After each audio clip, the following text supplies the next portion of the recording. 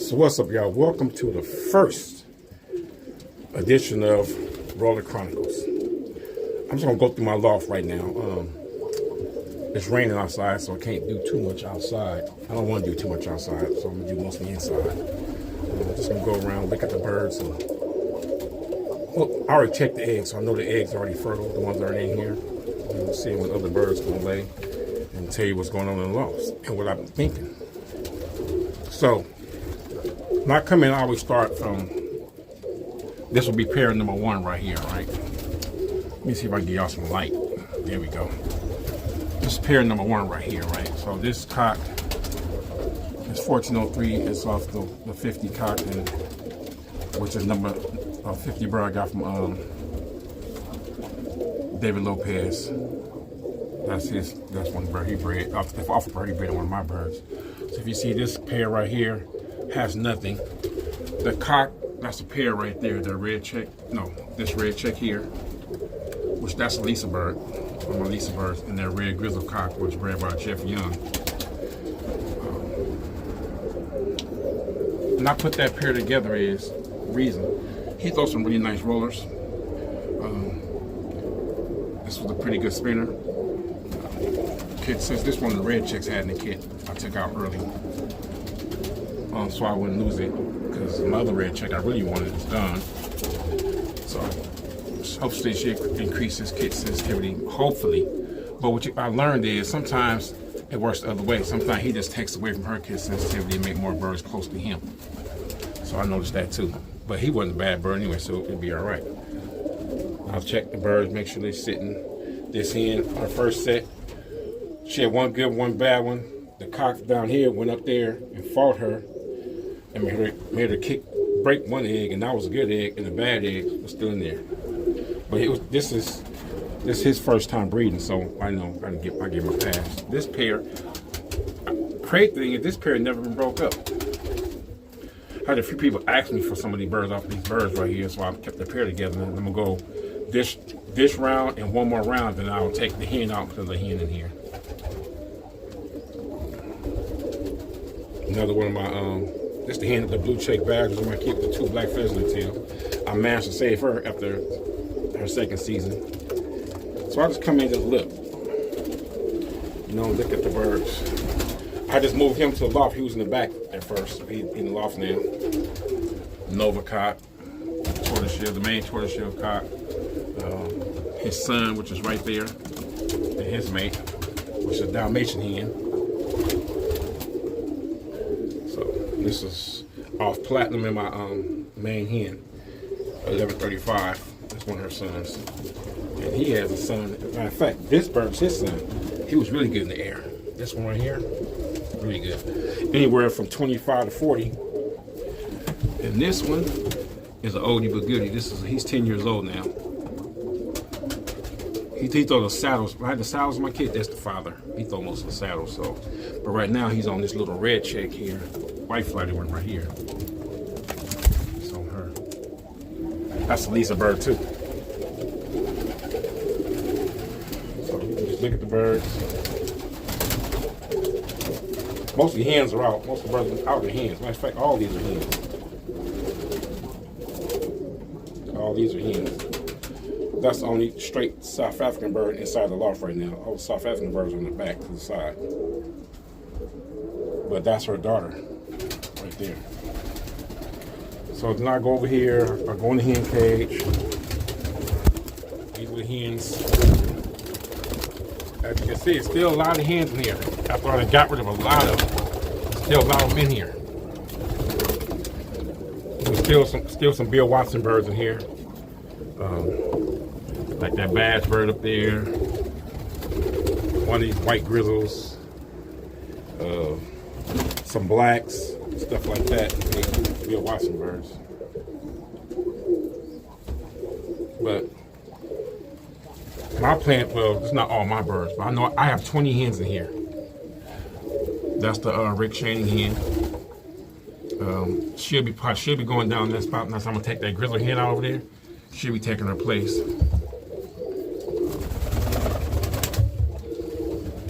I just received this bird from Rick Lewis, South African hen. She just got here a couple of days ago, and I got my cousin bred this for me off one of the Chacon birds. I want to get a hen off that, so I actually got 2 hens now. That one and this one. I'm only gonna keep one. I'm not gonna keep both. I don't need to keep both. So this bird is about to be, should be going away, shipped away, and there should be one more. Should be 3 of them. Who's the third one? 1, 2. That dark check out. Yeah, 3. Did be shipped away.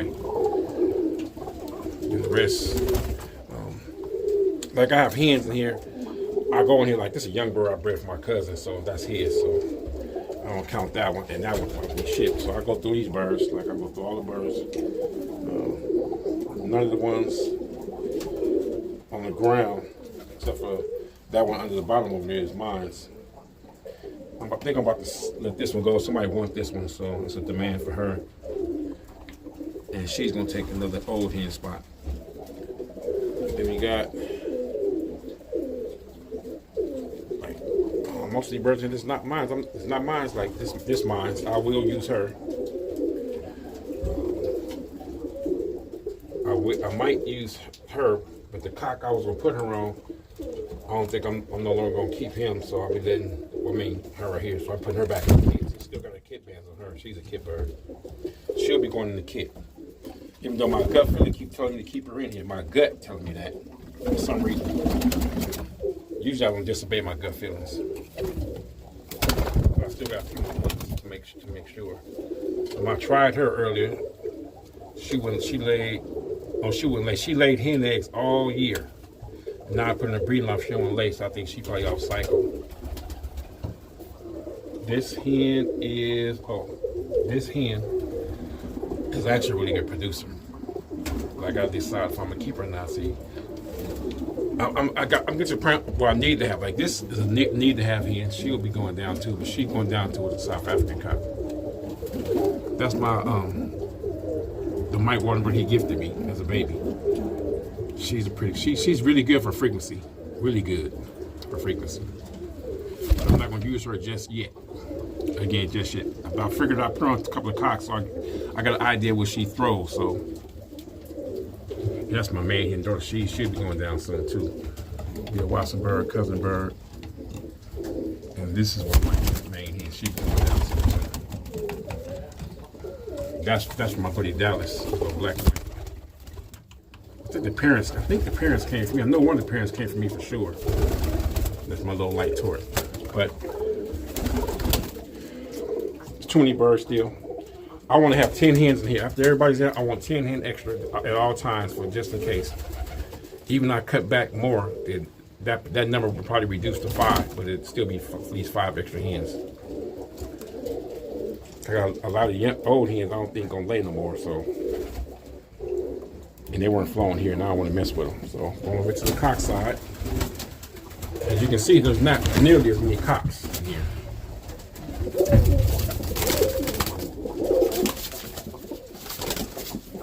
There's not nearly many cocks. If all the cocks want to purchase, it'd still be empty purchase in here. So we got nice cock. Matter of fact, these two are 4 brothers. But they're not birds. That's D Brown's, that one's mine. They not have to have birds. That's the cock I brought from Jewel. He's one of my main hen daughter. That's one from Myron. He's one of the other red check. D Brown.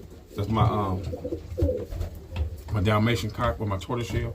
He was nice. He kind of excessive in the roll sometimes, up to 50 sometimes. That's why nobody never really saw him. He always flew with the other kids. Or on the days I wasn't flying for competition, he'd be in the kit. But I'm gonna keep him as one of my depth birds. And you pretty kid sensitive,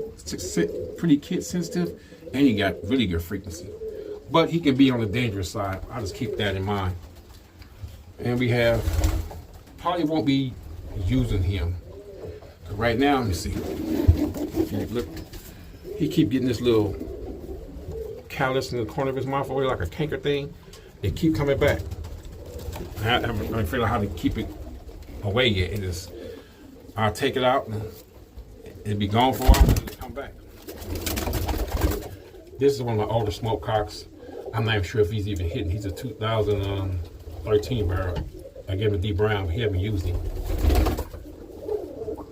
This was a Lisa Project bird. That's a straight South African. Haven't used him yet. That bird's on his way out. That bird's on his way out. That bird going to Bruce Hall.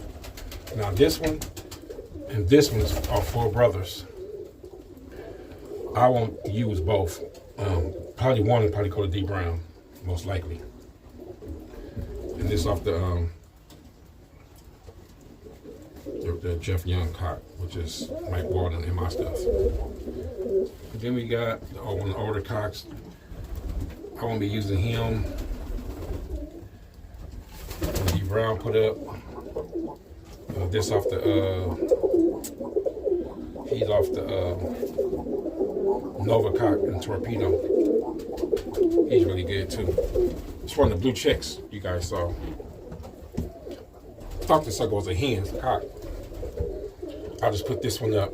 This pair did real good. And I have no more babies left. But I wanted a cock out of this. I needed a cock, specific cock out of this.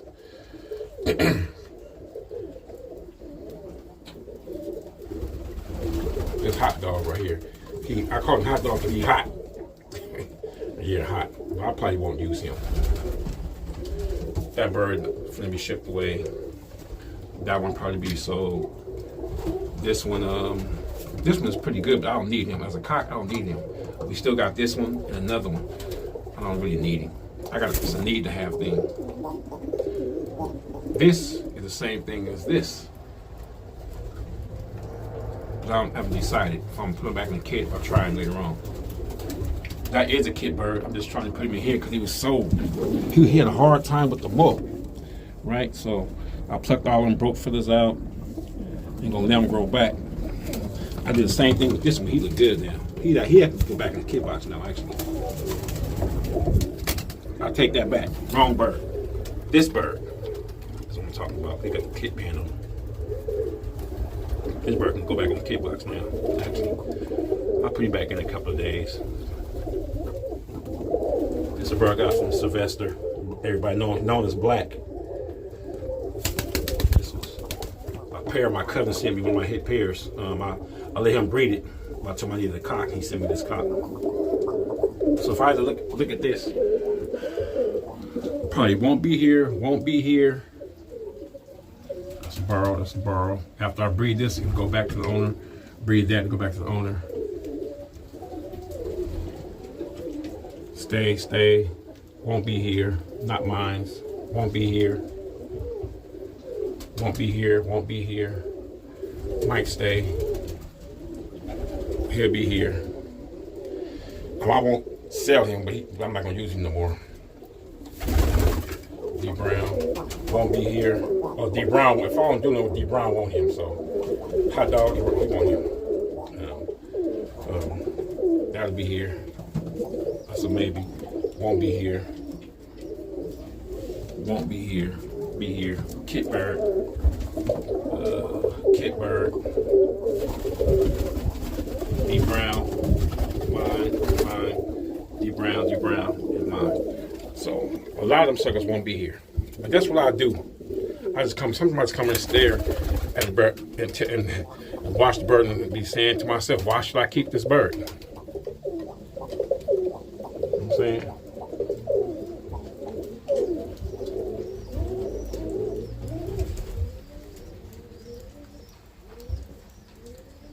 Even though this cock is a really good producer, I don't have to have him in here.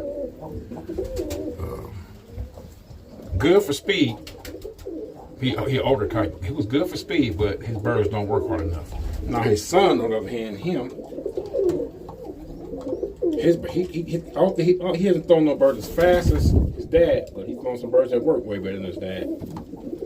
This dude. So that's what it's all about right now. Filling the birds out. Finding my way back around. The birds. It was different, you know. What people gotta understand is the most important thing about the birds is understanding the bird and flying them. When you flying them, Man, you see everything what they got, their possibilities, their weaknesses, their known weaknesses. Because when you stock them, yeah, you can get some birds that can spin good, fast, get some good depth and all that, but you don't see none of their weaknesses when you stock them. Like all these dudes, like this dude that don't fly pigeons, don't really fly pigeons. I ain't talking about letting pigeons out, let them fly around. I'm talking about fly pigeons, push them, give them some, put them in the heat, put them in a little bit of wind. I mean, different things where you can test how good they really are. And the BOP.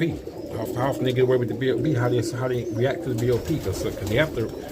Your birds have to be familiar with the BOP. They gotta know how to respond. You gotta know how they respond when they get hit. If your birds get hit today real hard and be fly scattered like red hermits for the next 2 weeks, or do they just recover real quick and just get back like nothing happened? Where that's why I think temperament plays the most part, right? Character and temperament plays the biggest part right there. Not if you can touch it in a cage. That has nothing to do with performance. I found out it has nothing to do with performance overall. Because when they're in the air trying to perform, and then that wind, or they get hit by a falcon, or they're in the heat, that's a different kind of temperament, different kind of character, whole different. That's the real deal right there. They can handle it, how they doing that. And when you know what your birds can handle, what they can do, you can breed them better. You know what I'm saying? So, looks is cool. But it's a look that it's a show look, and it's a look for far as performers. Some birds are just good looking; they're just pretty, and we gotta acknowledge that and say, okay, accept that. That's what it is. It is what it is when it comes to that. But some birds look like performers. They look like they can throw performers. And it's a thing I look at when it comes to pigeons. It's like a triangle. Call my triangle theory. If you look at the Birmingham roller, some of the best birds, they made up of triangles, a system of triangles, and I'll explain that another time. But that's different now. This is the first one, Roller Chronicles.